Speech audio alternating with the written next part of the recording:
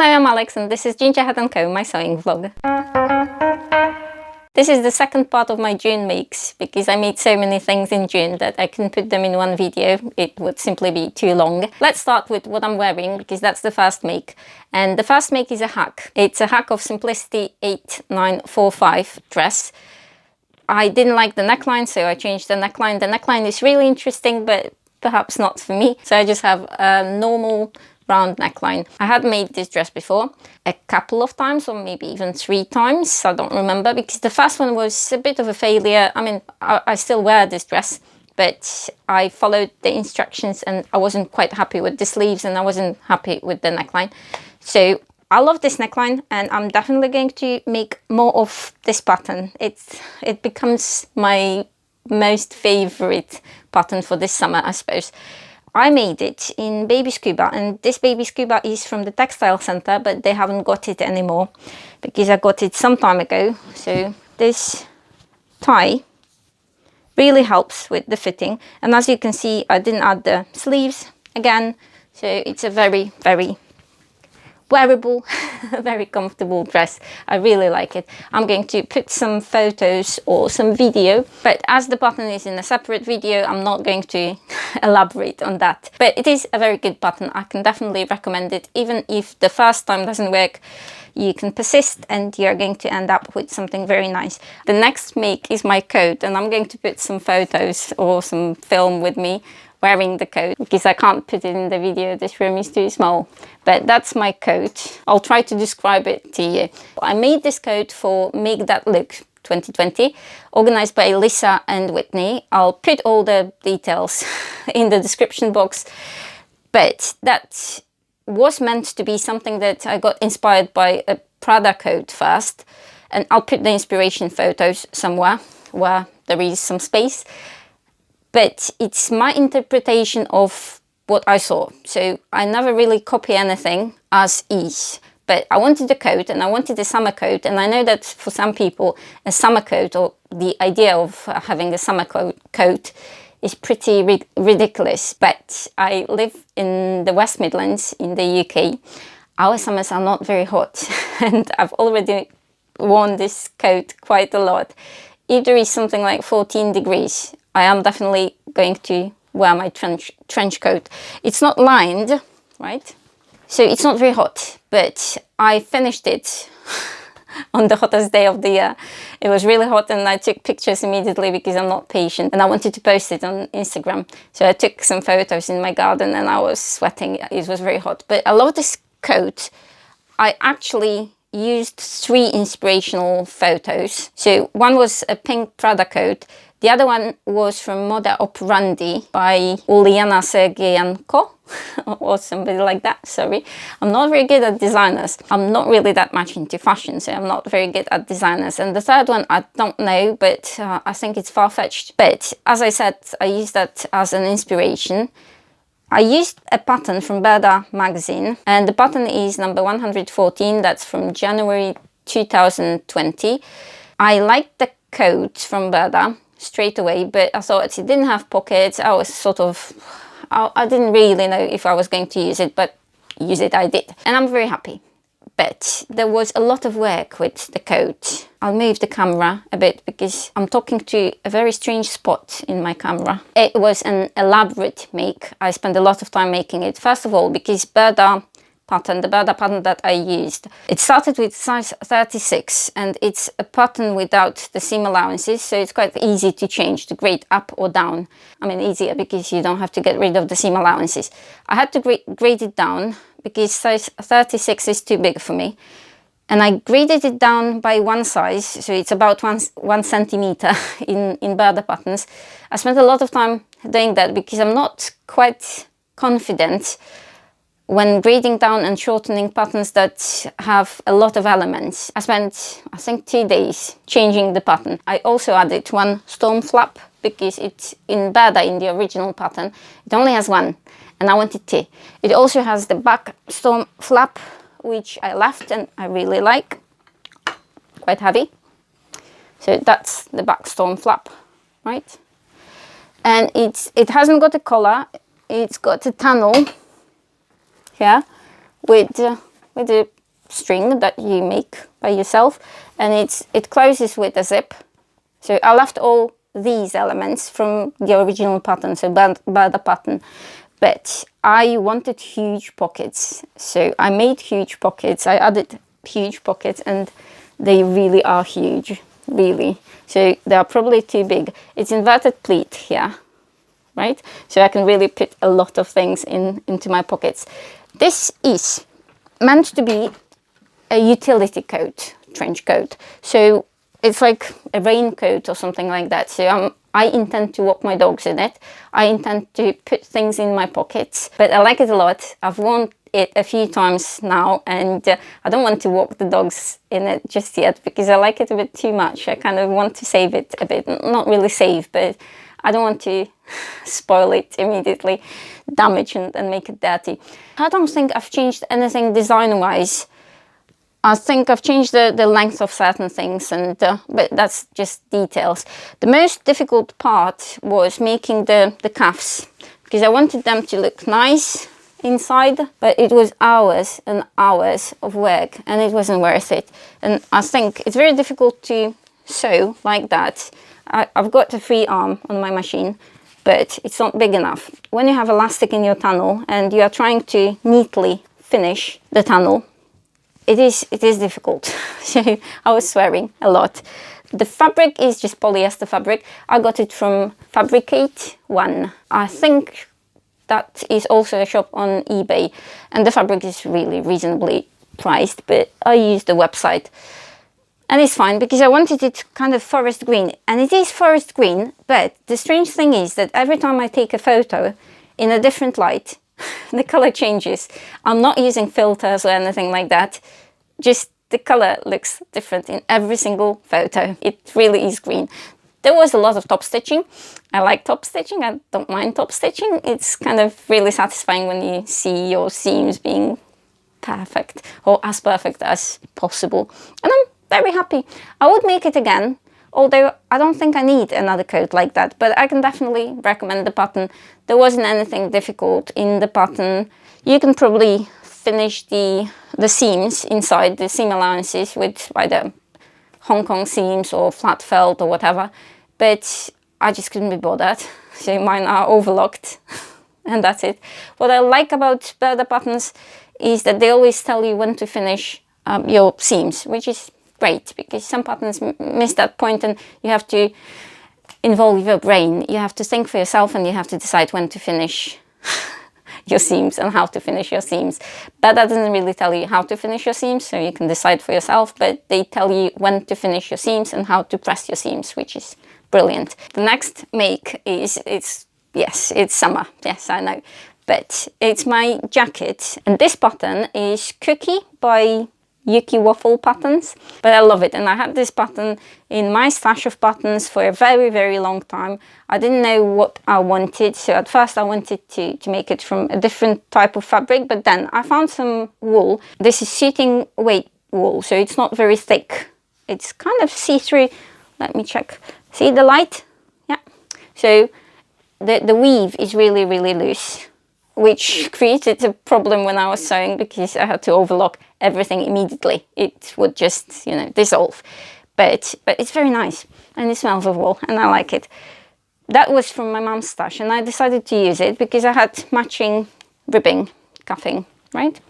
The cuffing is from minke.com. I can include it in the description below. And I'm in love with this jacket. I think it's absolutely perfect for me. It's unlined, but if you want to line it, there is a blog post by the girl who is behind Waffle patterns, and she tells you very, very precisely, step by step, how to make your lining. I would definitely recommend Waffle patterns because the instructions are absolutely gorgeous. They're perfect. They're perfect for me. They tell you everything, and they give you some really good tips on how to finish your seams or how to put the zips in, because the pockets here are zipped, right? So everything is very clear. It's a very easy jacket to make. It is time consuming because, in my opinion, jackets are time consuming, but it's not difficult, and with the perfect instructions, everybody has a chance to make it perfect. I haven't changed anything about the fit of the jacket, apart from shortening the bands, as I always do. The cuffing is shorter by at least an inch. I think it was 4 centimeters, so closer to 2 inches, because it was far too wide for me. But I also shortened the collar a bit because it was just too big for me.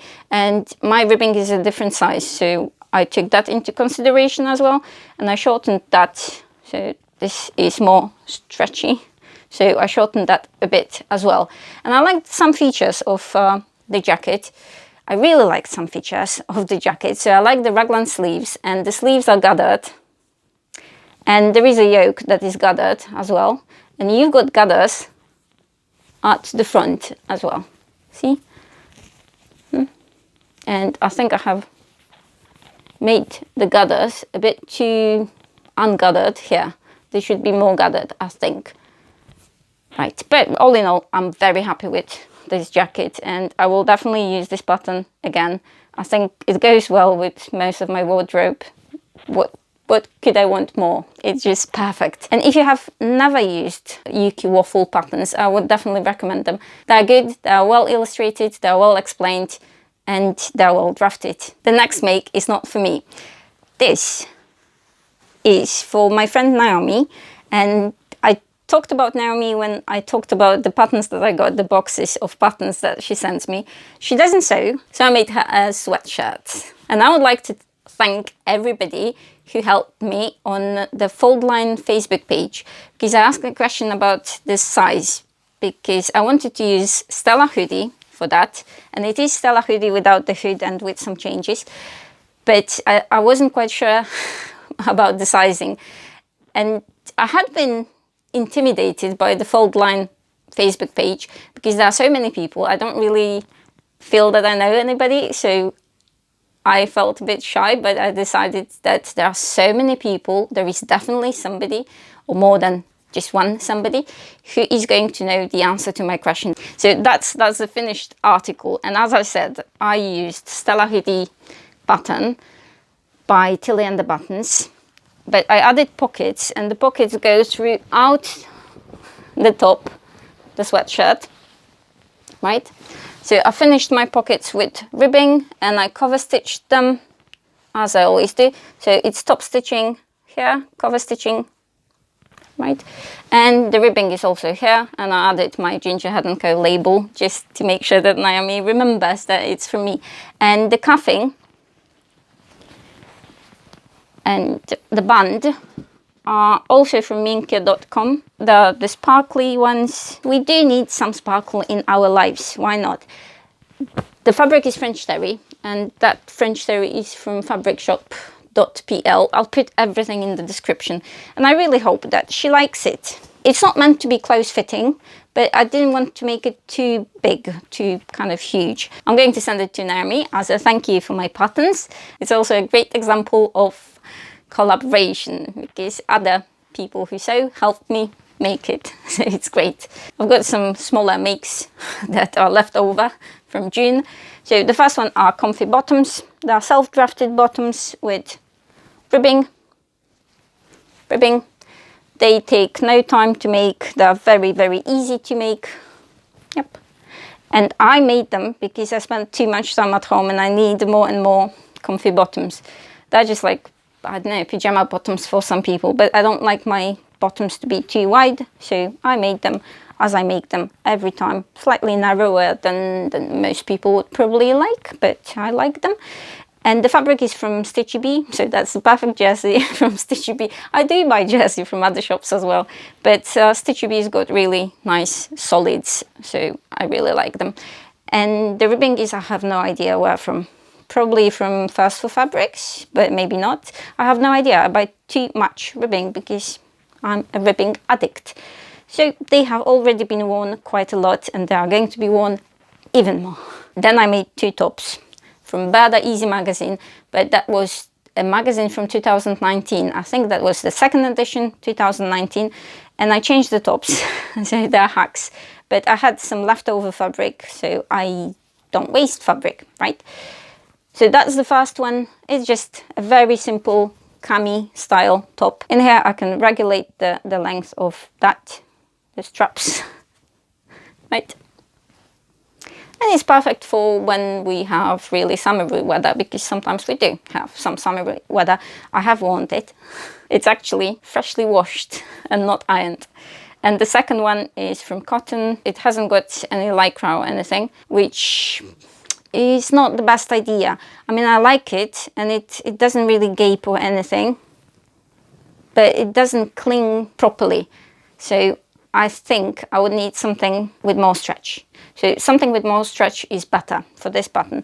But they're just very simple kind of cami tops. Just perfect for really hot weather. Like when we have the 2-3 days of really, really hot weather here in the UK, I'm just going to wear them, right? I have already worn them. So yeah, I had the opportunity because this summer is not bad. It's not very cold. Also, I made a dog mattress that I'm going to put a photo. I'm not going to bring the mattress here. But as I was making it because Shan from Kittenish Behavior, during her live stream, one of the live streams some time ago, we were meant to make, the people who wanted to could make the poof from closet case buttons. And I didn't want a poof, so I decided to make a dog's mattress, because I make dog's beds from my scraps of fabric, but they need to be shredded, and I shredded everything by hand. So I shredded everything with my scissors. But my dogs and my cats absolutely love it. It was going to have another cover, but because the dogs and the cats are already using it so much, I gave up. I'm going to make another one with a pretty cover. So I'm going to put a photo of it somewhere here. And there is another thing that I wanted to tell you. I bought some fabric, and I bought some fabric from Lamazi. I think there are 2 meter pieces, as far as I remember, of each, because I wanted some summer dresses. And summer dress number 1 is going to be in this poppy print. This one, because I loved it. This is viscose jersey. It's very nice and stretchy and floaty, lightweight, well, viscose, so it's not very heavy. But I bought it for the print, because I like the print. And I know that the print is big, and I'm not always good with big prints, because there is not that much amount of me that I can put the big print around. And sometimes I have to break the print, and I can't really do any pattern matching if it's too big. So I generally avoid big prints, but I loved this one, and I had to have it. And I think it's called Poppy Viscose. I love that. Then I've got this one. It's also viscose, yeah. And it's almost like, how to describe it, like wine color. And I fell in love with the colors, and the colors are very vivid, very saturated, precisely what I wanted. In love, and I think it's going to make a beautiful summer dress for moi, because why not?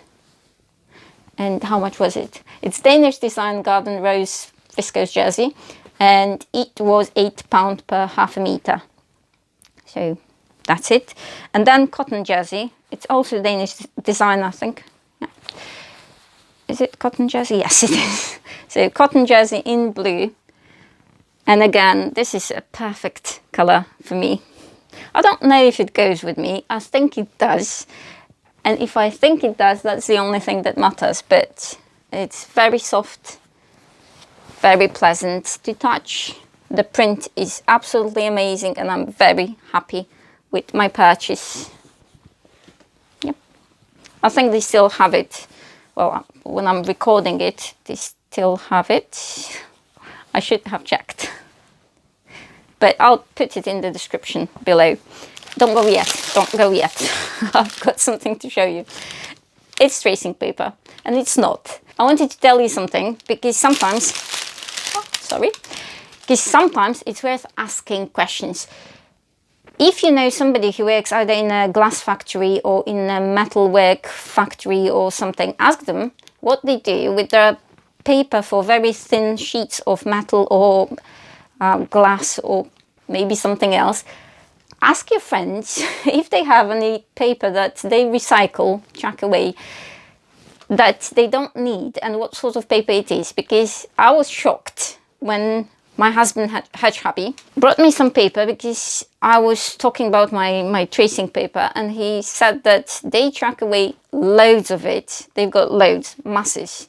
So this is my free tracing paper, completely free, and it's absolutely excellent. I've got it in 2 colors, but the white one is better, so Hedge Happy brought me more of the white one. I was buying my tracing paper for a long time, so I spent some money on my tracing paper when I could have just asked.